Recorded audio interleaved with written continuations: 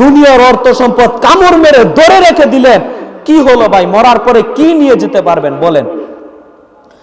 আনাস রাদিয়াল্লাহু তাআলা আনহু বলেন, রাসূল সাল্লাল্লাহু আলাইহি ওয়াসাল্লাম বলেছেন, ইয়াদবুল মাইয়িত সালাসা, একজন মানুষ যখন মারা যায় তার সাথে কবরে তিনটা জিনিস যায়, ও আহলুহু ও মালুহু ও আমালুহু, যায় তার আত্মীয় স্বজন, গ্রামবাসী, এলাকাবাসী। গ্রামবাসী কবর পর্যন্ত যাবে, কিন্তু কবর থেকে ব্যাক করে চলে আসবে। কিছু টাকা পয়সা, অর্থ সম্পদ, কোদাল, খাডুরা, এরপরে কিছু অর্থ সম্পদ যাবে কবর পর্যন্ত, কিন্তু ওইগুলো আবার নিয়ে চলে আসবে। আল্লাহর নবী বলছেন, ওয়ায়াবকা আমালু, বাকি থাকে জীবনের ভালো মন্দ আমল, বাকি থাকে জীবনের ভালো মন্দ আমল।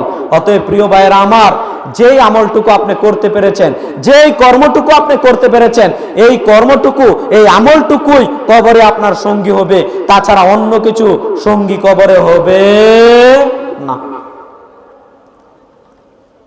এজন্য ওই আশাতে ভাই আপনি বসে থাকিয়েন না যে আমি মারা গেলে আমার ছেলে মেয়ে খুব ভালো, আমার ছেলে মেয়ে আমি যখন মারা যাব আমার পক্ষ থেকে আমার নামে হাজার হাজার টাকা মসজিদে দিয়ে দোয়া পড়াবে, এই আশায় আপনি বসে থাকিয়েন না। কেন বসে থাকিয়েন না?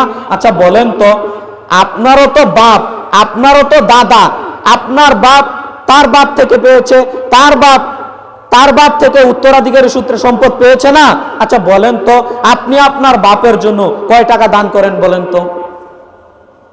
কয় টাকা দান করেন? যে আমি আমার বাবার জন্য 10,000 টাকা দান করলাম, আমি আমার মায়ের জন্য, মা তো মারা গেছে, তার জন্য 10,000 টাকা মসজিদে দান করলাম। এরকম কয়জন মানুষ আছেন যে দান করেন, খোঁজ খবর নেন? আরে আপনিই নেন না, আর আপনি মারা গেলে আপনার সন্তান নিবে?